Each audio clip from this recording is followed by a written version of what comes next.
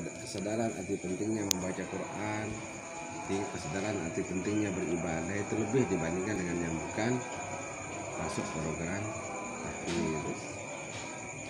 Kemudian karena metodologi yang diterapkan sementara ini belum masuk kepada terapan bagaimana memahami ayat surat.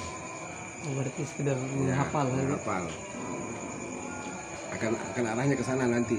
Ada namanya tahfiz metode an-nubuwah namanya. Ya. Metode an-nubuwah itu tapi belum kita terapkan ini. Adalah metode lohi sebagaimana diterapkan oleh para sahabat Rasulullah SAW. Jadi Sayyidina Umar menceritakan kunna nata'allamul Quran khamsan. Kami mempelajari Al-Quran itu 5 ayat.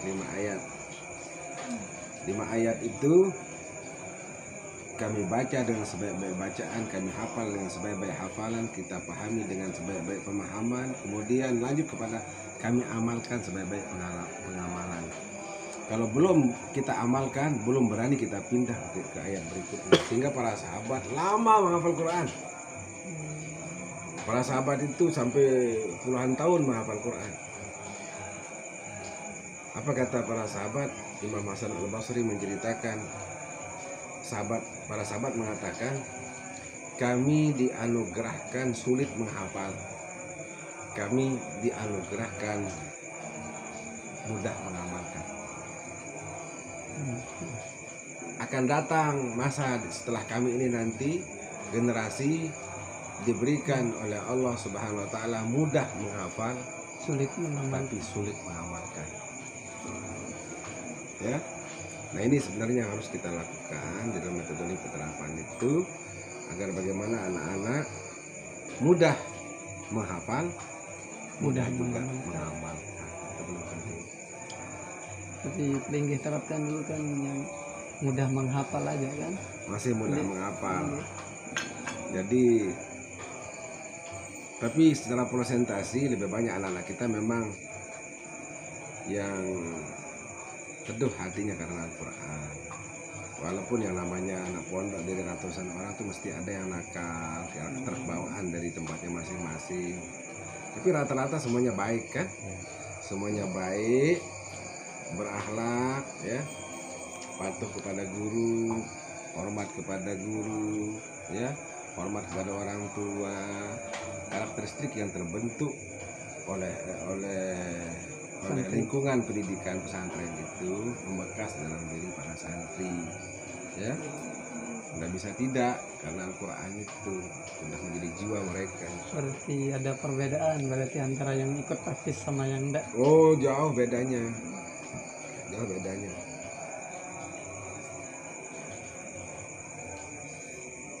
Dari segi sholatnya mereka lebih panjang sholatnya daripada yang tidak tahfiz, karena mereka turun kunut lamanya berdiri. Kenapa lama berdiri? Bukan menghayal, tapi membaca ayat surat lebih panjang dibandingkan yang tidak menghafal. Yang tidak menghafal ditanya apa ayatnya, surat Ikhlas, bukan, surat apa, Kulhu, ya kan? Tidak tahu namanya, itu surat Ikhlas. Itu dia, Ustaz. Dan yang kedua dari segi akademik. Jadi segi akademik, anak-anak atau santri yang mengikuti program tahfiz lebih mungkin mendapat juara daripada yang tidak mengikuti program tahfiz. Lebih cerdas, lebih pintar karena otak mereka lebih banyak diasah, ya, untuk menghafal. Jadi untuk menghafal teks-teks selain Al-Quran mereka lebih gampang karena terbiasa otak. Terbiasa yang sulit gitu. Terbiasa yang sulit. Kan saya dulu jarang tamu sekolah dan dikasih izin bapak dulu sama almarhum Dr. Ibrahim. Nenek paksa ya sekolah nih, guru-guru tahfiz, guru nih, guru, mulai dengar dia bukan kanak. Guru-guru nih, dedek dan ke sekolah mau sekali seminggu di sekolah, 2 kali seminggu. Tapi sekolah maklum, begitu semester kita juara 1, juara umum tahfiz aja tetap juara. Sampai tahassus itu juara umum, jadi alumni terbaik, bintang kelas. Oh, berarti itu efek yang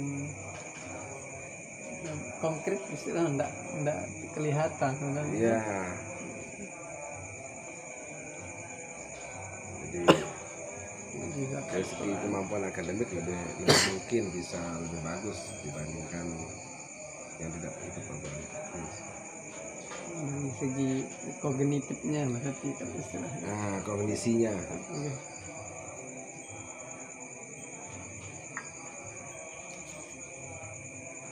Sebagus-bagus tulisan lek, berarti yang bagus tulisan tapi solangan.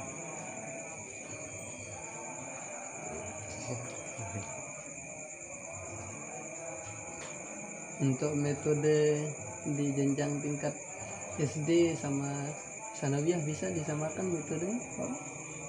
Bisa, tapi lebih banyak kepada bimbingan simai. Kalau anak sanawiyah, Yang SD itu lebih kepada simai. Simai itu metodologi audio. Jadi misalnya 5 ayat, anak-anak itu tidak bisa dia menghafal sendiri, susah. Menghafalnya secara kolektif, baca serentak berkali-kali, hafal sudah mereka. Tidak bisa menghafal ini hafal ya, tidak bisa. Karena anak itu metode belajarnya 3 kemungkinan. Ada namanya belajar secara audio, kemudian belajar secara visual, dan belajar secara kinestetik dalam pendidikan. Seperti paham kah? Oh, iya. Kalau audio itu mendengar, lebih banyak mendengar. Caranya nanti kalau ada anak yang susah menghafal, ya anak-anak SD itu, rekam suaranya membaca, bimbing dulu bacaan yang benar. Baru direkam suaranya, itu diperdengarkan kepada yang bersangkutan 3 kali 4 kali di play, insya Allah mereka sudah hafal. Apalagi memorinya dia soalnya sudah kaset kosong Sama istilahnya. seperti Najah Hudia itu yang sering saya latih itu. Dia tidak bisa baca Al-Quran, tidak bisa baca Latin, tidak bisa baca, tapi apa yang didengar itu tinggal kita rajin-rajin bersuara aja, langsung direkam. Kalau HP.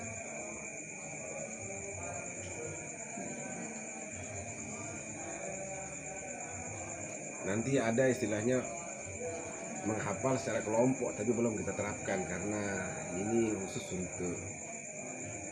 untuk siswa terbatas jumlahnya.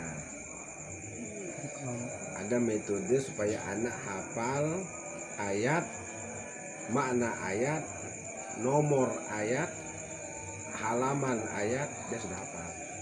Berarti metode kelompok ya. Secara berjamaah nih maksudnya.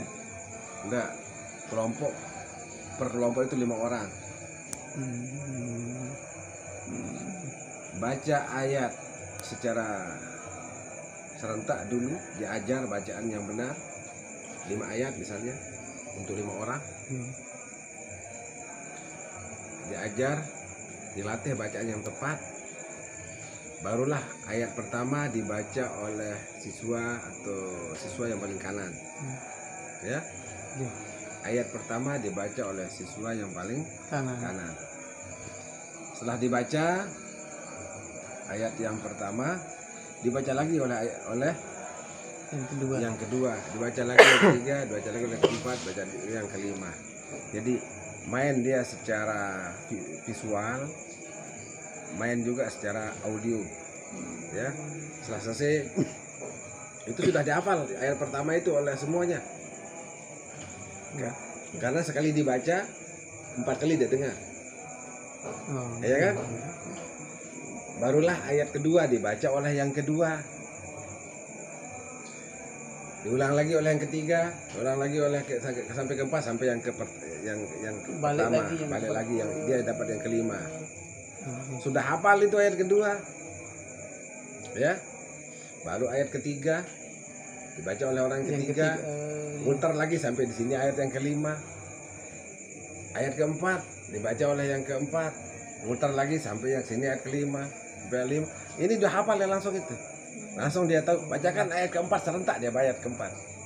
Baca ayat kelima langsung serentak dia baca ayat kelima. Dia hafal sudah nomor ayatnya. Paham? Coba itu. Sudah paham tapi kan? Hmm. Nah, coba tes 5 ayat aja. Coba tes. Kalau ada bacaan yang salah diperbaiki oleh temannya. Itu sudah secara langsung dia memperbaiki bacaan yang lain. Nanti yang berikutnya pasti dia tidak salah baca lagi seperti salah yang tadi. Ya.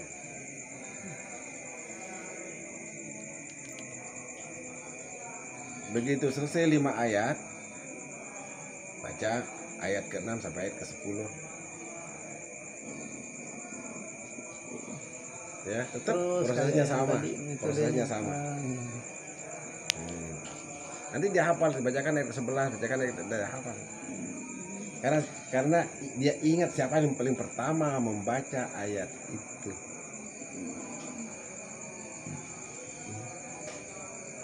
Paham loh Ian? Coba tes, coba itu. Bukan anak-anak 5, coba tes. Kayak kemarin pas cobaan di masjid di pondok itu kan pernah coba. Enggak pernah, Nggih, beberapa pernah, kali betul. kan bisa langsung ada. Nggih,